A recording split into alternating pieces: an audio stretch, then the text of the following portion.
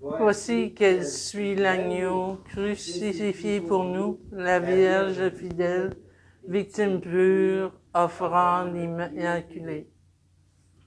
Au nom du Père et du Fils et du Saint-Esprit, le Seigneur soit avec vous. Et avec votre esprit. C'est le 21 janvier aujourd'hui, c'est la fête de Sainte Agnès. On dit que c'était une martyre très populaire dans l'église de Rome, elle est encore d'ailleurs.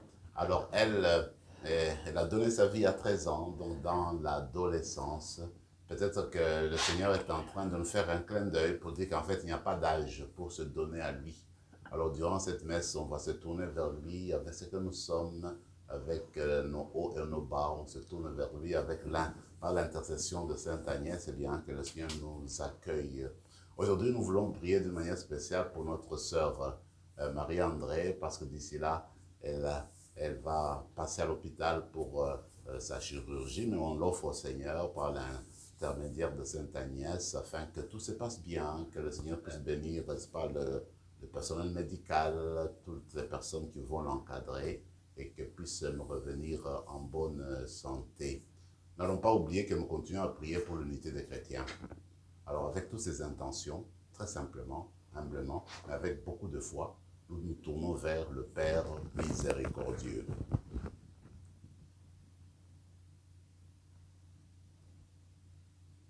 Seigneur, accorde-nous ton pardon. Nous avons péché contre toi. Montre-nous ta miséricorde. Et nous serons sauvés. Que Dieu Tout-Puissant nous fasse miséricorde, qu'il nous pardonne nos péchés et nous conduise à la vie éternelle. Amen. Seigneur, prends pitié. Seigneur, prends pitié. Ô Christ, prends pitié. Ô Christ, prends pitié. Seigneur, prends pitié. Seigneur, prends pitié.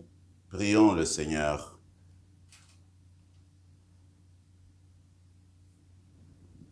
Dieu éternel et tout-puissant, tu choisis ce qui est faible dans le monde pour couvrir de confusion ce qui est fort. Alors que nous célébrons la naissance au ciel de la bienheureuse Agnès, ta martyre, accorde-nous, dans ta bienveillance, d'imiter sa fermeté dans la foi. Par Jésus-Christ, ton Fils, notre Seigneur et notre Dieu, qui vit et règne avec toi dans l'unité du Saint-Esprit pour les siècles des siècles. Amen.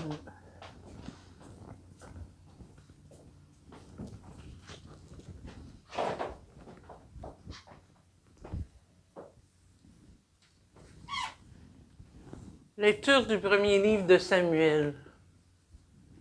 En ces jours-là, Saül prit 3000 hommes, choisis dans tout Israël, et partit à la recherche de David et de ses gens, en face du rocher des Bouquetins. Il arriva au parc à moutons qui sont en bordure de la route. Il y alla à une grotte où Saül entra pour se soulager. Or, David et ses hommes se trouvaient au fond de la grotte. Les hommes de David lui dirent, « Voici le jour dont le Seigneur t'a dit, « Je livrerai ton ennemi entre tes mains, tu en feras ce que tu voudras. » David vint couper furtivement le pan du manteau de Saül. Alors le cœur lui battit d'avoir coupé le pan du manteau de Saül. Il dit à ses hommes, « Que le Seigneur me préserve de faire une chose pareille à mon maître, qui a reçu l'onction du Seigneur, portez la main sur lui, qui est le Messie du Seigneur. » Par ces paroles, David retint ses hommes. Il leur interdit de se jeter sur Saül. Alors Saül quitta la grotte et continua sa route. David se leva, sortit de la grotte et lui cria, « Mon Seigneur le roi! » Saül le regarda derrière lui. David s'inclina jusqu'à terre et se prosterna, puis lui cria, « Pourquoi écoutes-tu les gens qui te disent David te veut du mal? Aujourd'hui même, tes yeux ont vu comment le Seigneur t'avait livré entre mes mains dans la grotte. Pourtant, j'ai refusé de te tuer. Je t'ai épargné et j'ai dit, je ne porterai pas la main sur mon Seigneur le roi qui a reçu l'onction du Seigneur. Regarde, Père, regarde donc. Voici dans ma main le pan de ton manteau. puisque j'ai pu le couper et que pourtant je ne t'ai pas tué, reconnais qu'il n'y a en moi ni méchanceté ni révolte. Je n'ai pas commis de faute contre toi, alors que toi tu traques ma vie pour me l'enlever. C'est le Seigneur qui sera juge entre toi et moi. C'est le Seigneur qui me vengera de toi, mais ma main ne te touchera pas.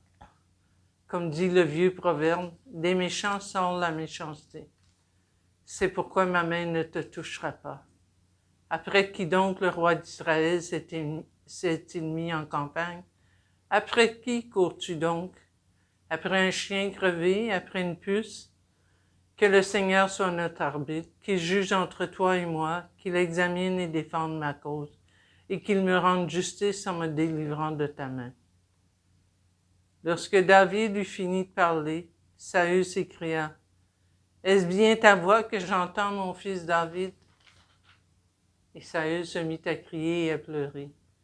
Puis il dit à David, « Toi, tu es juste et plus que moi, car toi, tu m'as fait du bien, et moi, je t'ai fait du mal. Aujourd'hui, tu as montré toute ta bonté envers moi. Le Seigneur m'avait livré entre tes mains, et tu ne m'as pas tué. Quand un homme surprend son ennemi, va-t-il le laisser partir tranquillement? Que le Seigneur te récompense pour le bien que tu m'as fait aujourd'hui.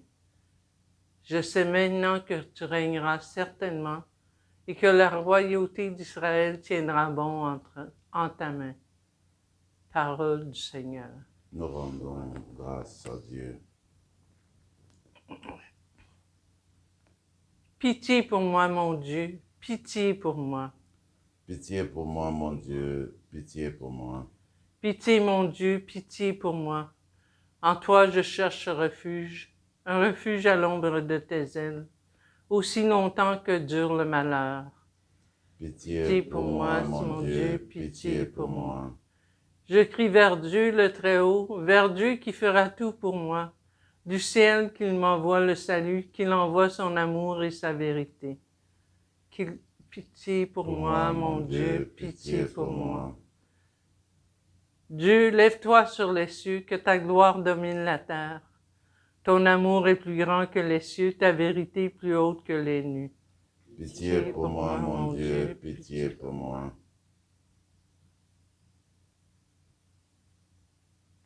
Alléluia, Alléluia. Dans le Christ, Dieu réconciliait le monde avec lui. Il a mis dans notre bouche la parole de réconciliation. Alléluia.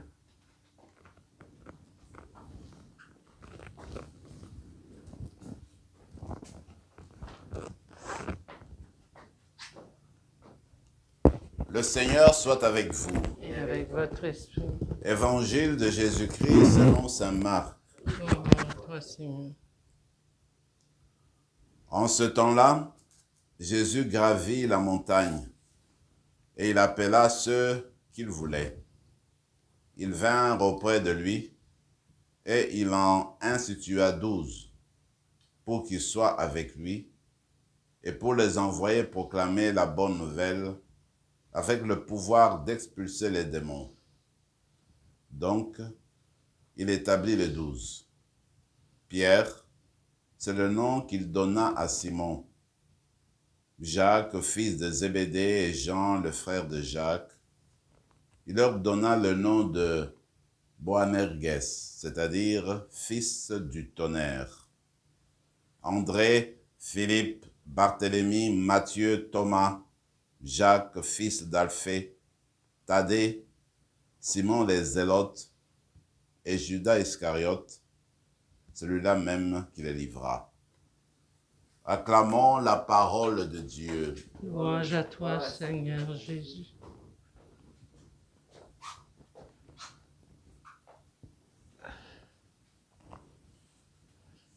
Je trouve l'attitude de David dans la première lecture très édifiante pour vous et pour moi. Voilà un homme qui est traqué et puis le roi Saül voulait coûte que coûte l'éliminer parce qu'il craignait sa popularité et puis les personnes dans son entourage, peut-être par jalousie, lui racontaient que David voulait le détourner, lui voulait du mal.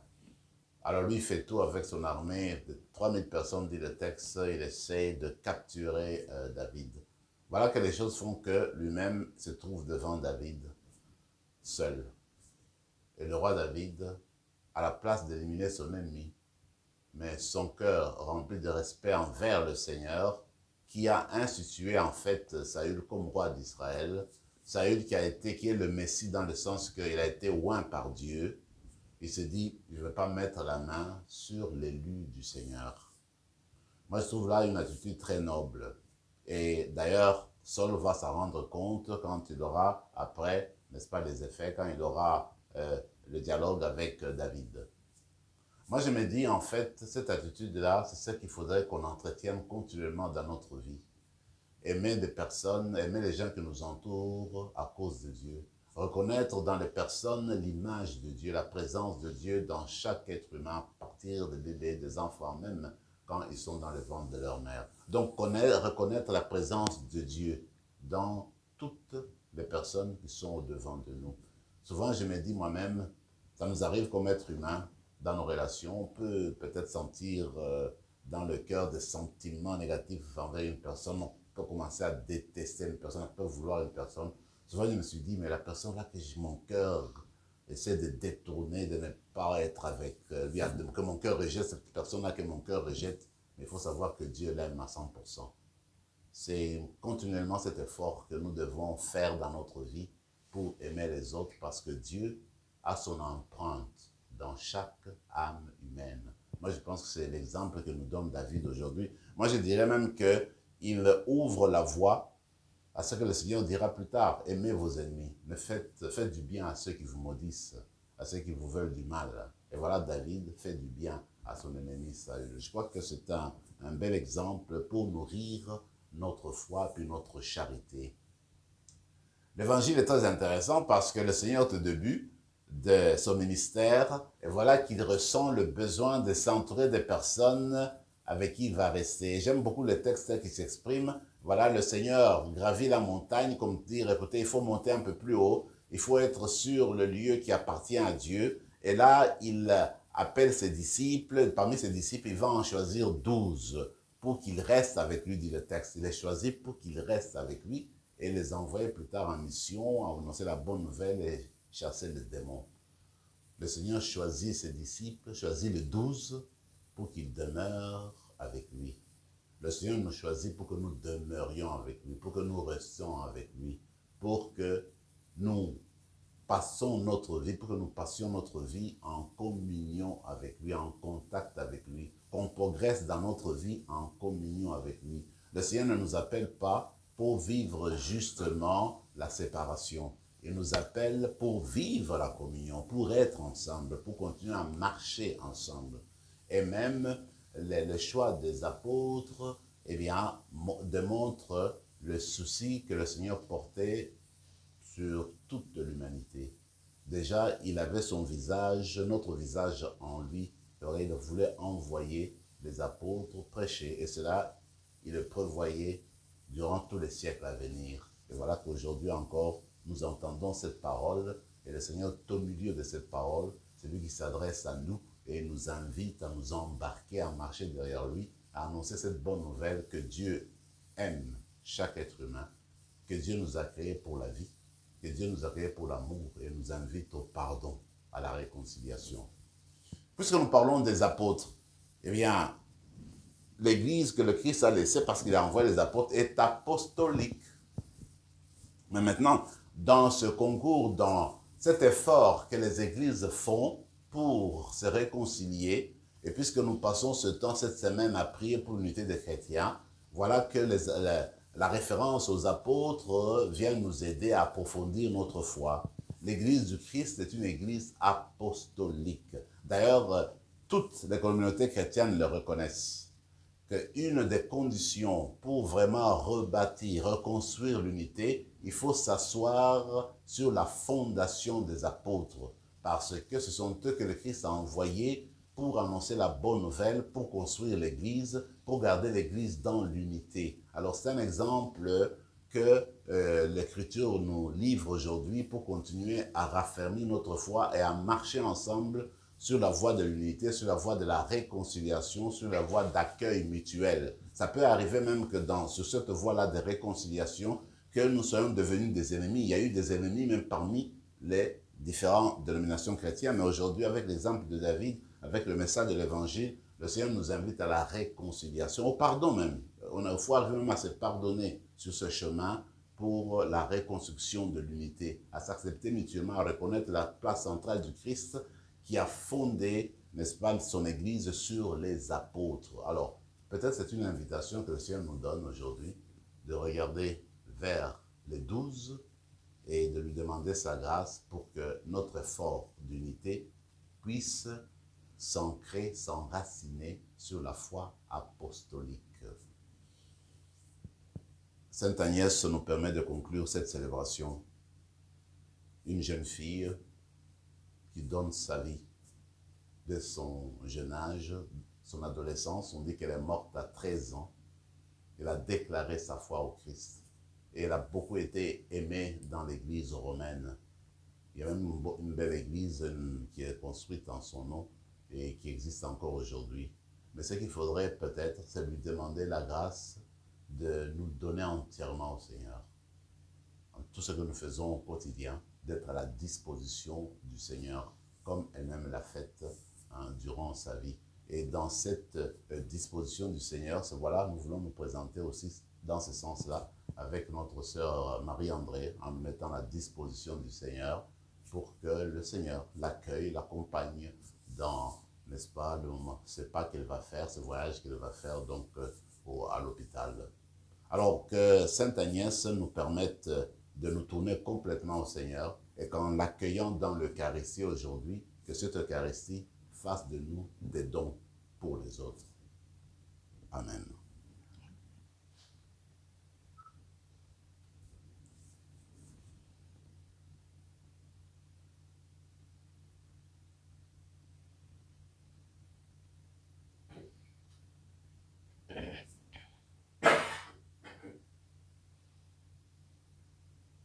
Tu es béni, Seigneur, Dieu de l'univers, toi qui nous donnes ce pain, fruit de la terre et du travail des hommes et des femmes. Nous te le présentons, il deviendra le pain de la vie. Béni soit Dieu maintenant et toujours.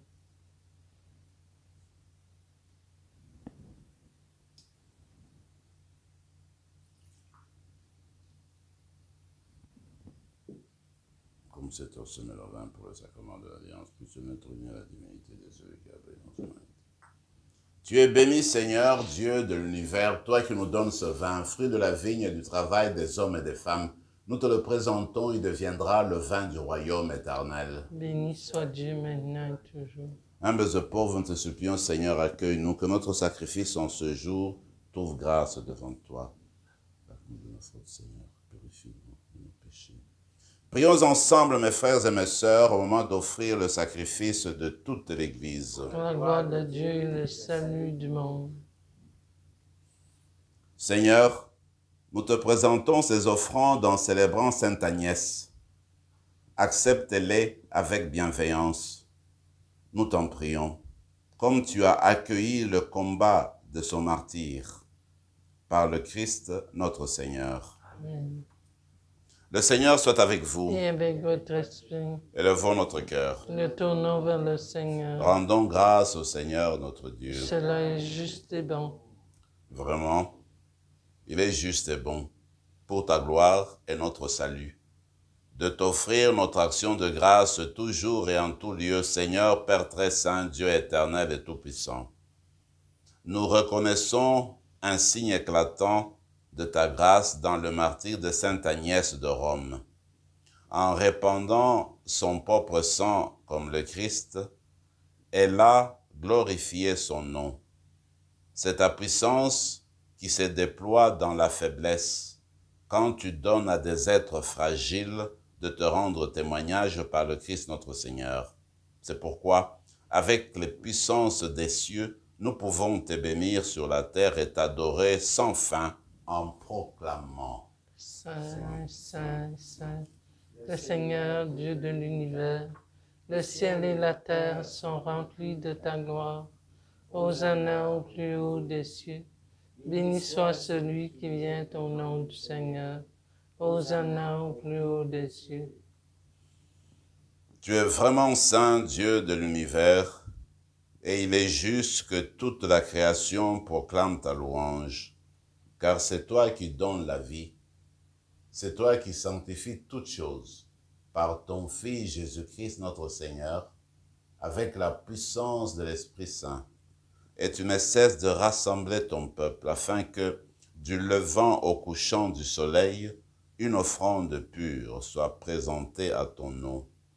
C'est pourquoi nous te supplions, Seigneur, de consacrer toi-même les offrandes que nous apportons. Sanctifie-les par ton esprit, pour qu'elles deviennent le corps et le sang de ton Fils Jésus-Christ notre Seigneur, qui nous a dit de célébrer ce mystère. La nuit même où il fut livré, il prit le pain. En te rendant grâce, il dit la bénédiction, il rompit le pain et le donna à ses disciples en disant, « Prenez et mangez-en tous, ceci est mon corps livré pour vous. »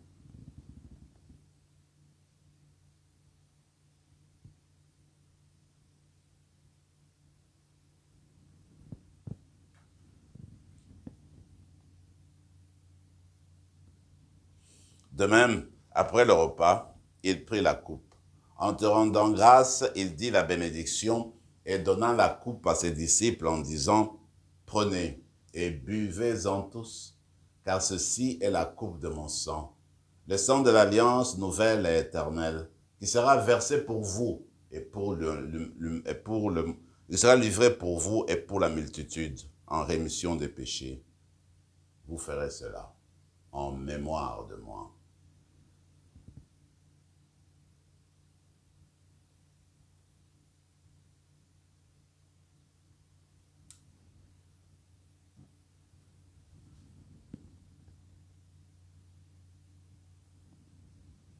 Il est grand le mystère de la foi.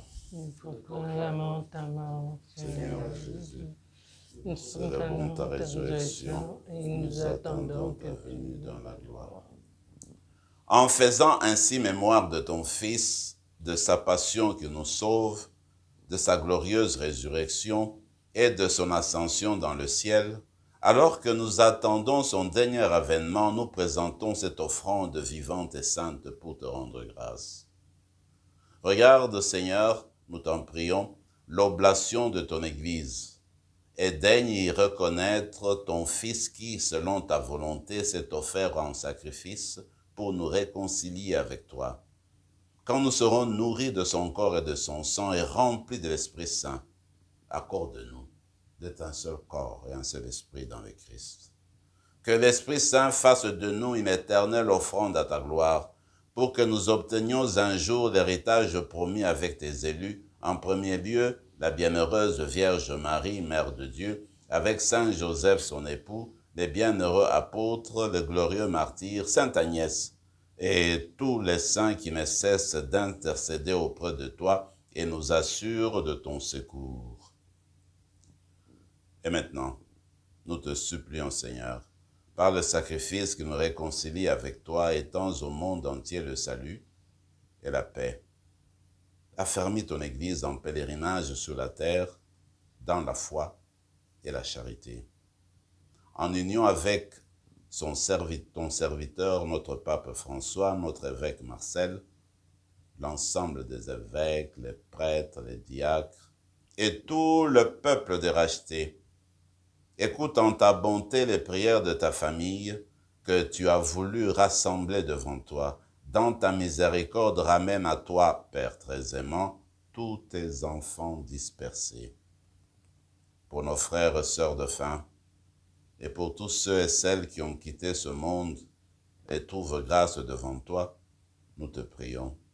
En ta bienveillance, accueille-les dans ton royaume, où nous espérons être comblés de ta gloire, tous ensemble et pour l'éternité, par le Christ notre Seigneur, par qui tu donnes au monde toute grâce et tout bien. Par lui, avec lui et en lui, à toi, Dieu le Père Tout-Puissant, dans l'unité du Saint-Esprit, tout honneur et toute gloire pour les siècles des siècles. Amen. Unis dans le même esprit, nous pouvons dire avec confiance la prière que nous avons reçue du Sauveur. Notre Père qui es aux cieux, que ton nom soit sanctifié, que ton règne vienne, que ta volonté soit faite sur la terre comme au ciel. Donne-nous aujourd'hui notre pain de ce jour. Pardonne-nous nos offenses comme nous pardonnons aussi à ceux qui nous ont offensés. Et ne nous laisse pas entrer en tentation, mais délivre-nous du mal. Délivre-nous de tout mal, Seigneur, et donne la paix à notre temps. Soutenus par ta miséricorde, nous serons libérés de tout péché, à l'abri de toute épreuve. Nous qui attendons que se réalise cette bienheureuse espérance, l'avènement de Jésus-Christ, notre Sauveur. Car c'est à toi qu'appartiennent le règne, la puissance et la gloire pour les siècles des siècles. Seigneur Jésus-Christ, tu as dit à tes apôtres, je vous laisse la paix, je vous donne ma paix. Ne regarde pas nos péchés, mais la foi de ton Église, pour que ta volonté s'accomplisse, donne-lui toujours cette paix, et conduis-la vers l'unité parfaite, toi qui règnes pour les siècles des siècles. Amen. Que la paix du Seigneur soit toujours avec vous. Et avec votre esprit. Agneau de Le Dieu Dieu, qui enlève le péché du monde, prends pitié de nous. que le corps Agneau soit de Dieu qui enlève le péché du monde, l'union se prends soit pitié de nous. nourrissant. Agneau de Dieu qui enlève le péché du monde, donne-nous la paix. Seigneur Jésus-Christ, c'est ce qu'on vient à ton corps et à ton sang n'entraîne pour nous ni jugement ni condamnation, mais qu'elle soutienne notre esprit et notre corps et nous donne la guérison.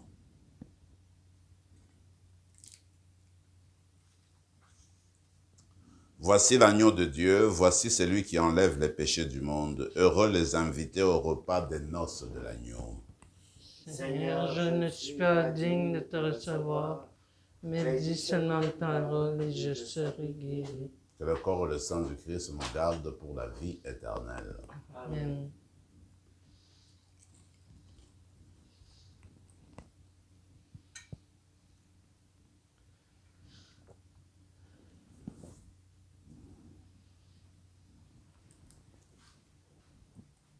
Corps du Christ.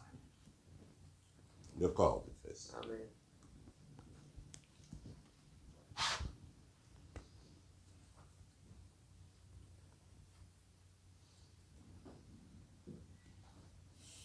Prenons quelques instants de silence et de prière pour demeurer avec notre Seigneur qui est venu demeurer avec nous dans nos cœurs.